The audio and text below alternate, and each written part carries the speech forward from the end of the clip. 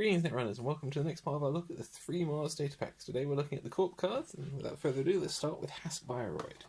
And first we have O2 shortage. Cost of 3. Operation: the runner may trash 1 card from his or her grip at random. If he or she does not, gain 2 clicks. So this follows Icebreaker's tradition of getting extra clicks for the corps. But with this one you get to give the runner an option if they want to trash a card at random, which could be something they really don't want to happen, so you could get those 2 extra clicks, or you could risk them losing some of the cards from their hand, which is always handy for you, the corp. Next we have Helheim Servers. Cost of 2, upgrade facility. Trash 1 card from HQ. All ice protected this server has +2 in strength until the end of the run. Use this ability only during a run on the server.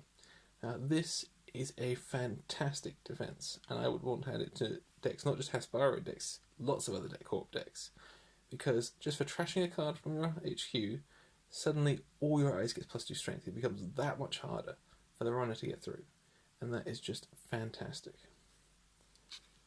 Next we're moving on to Jinteki, and we have mandatory seed replacement.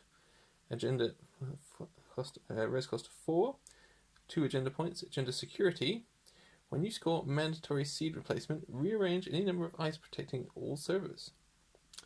Once again, this is to follow Jinteki's themes, like with the bullfrog, of switching the servers around on the runner, but this one lets you switch around the ice, so you can literally rearrange all your ice. So if, due to draw or bad luck, you've had a piece of ice that would be better as the first layer piece of ice, and it's on the outer layer, then you can switch all that around. You can switch it between your servers. You could put all the protection you have on your outer servers onto your inner ones, and so forth. It all gets swapped around by this 1 card, and that is pretty huge. And it's one I'd be interested to see how it works in actual play, because it would really shift the balance of the game. Next we had another agenda from Jinteki: Water Monopoly. 3 resolution cost and 1 agenda point. Agenda initiative: the install cost of each non-virtual resource is increased by 1. So with this one, you're really hurting the runner's economy, since all their resources, the non-virtual ones, suddenly cost a lot more. Next we have a new piece of ice for them, which is Metamorph. Res cost of 3, strength 4, Codegate Observer. Swap 2 other installed pieces of ice, or 2 of your installed non-ice cards. So this is even more huge than the other one, because not only do you get to swap 2 other installed pieces of ice, but you get to swap installed non-ice cards. So the very thing the runner is running on in this server, possibly an agenda, you could swap that with something in another server that's a trap, and the runner would have to guess to see what you'd have to swap, what you've swapped in there. Were you removing an agenda to keep it safe? Were you putting a trap in his way?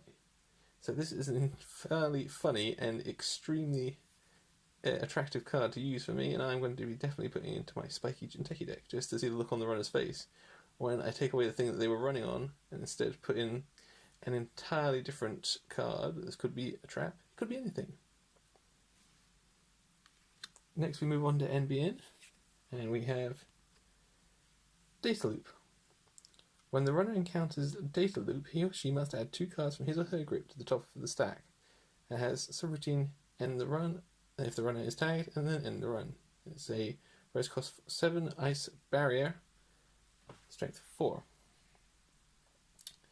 Now this one is good because that first thing isn't a subroutine, it's just a condition of encountering it, so it happens all the time.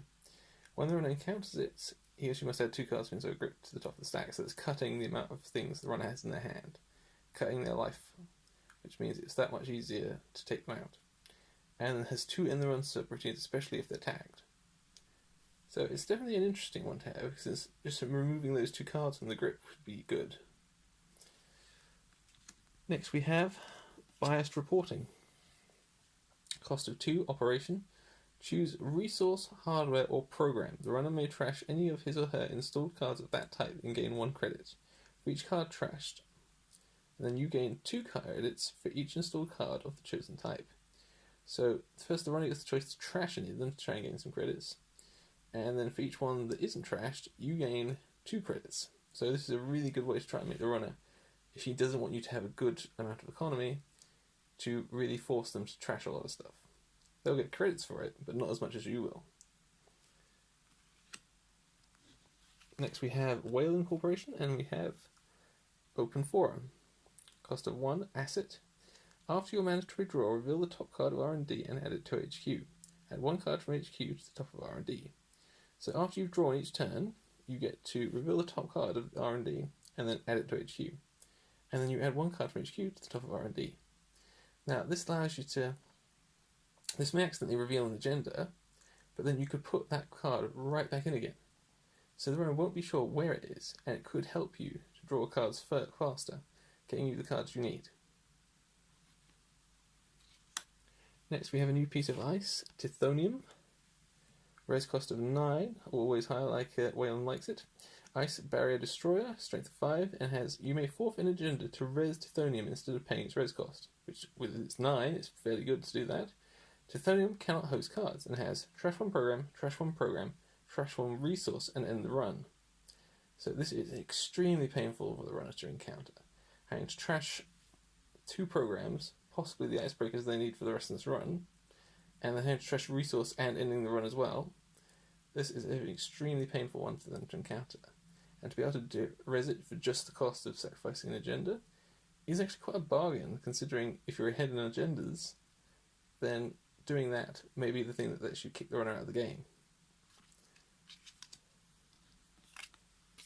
Next we have Transparency Initiative.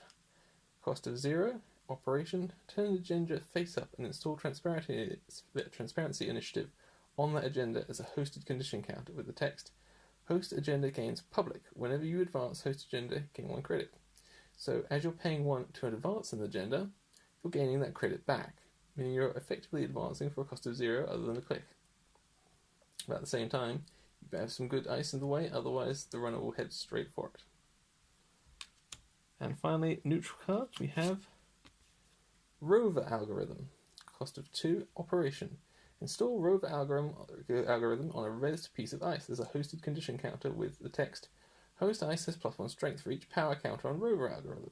Whenever the runner passes host ice, place 1 power counter on Rover algorithm.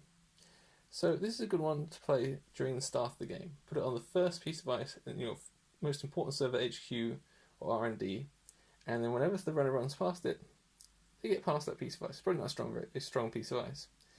But each time this thing's getting a power counter, which means the ice is getting more and more and more strength, which means the runner's having to spend more and more and more to bypass it.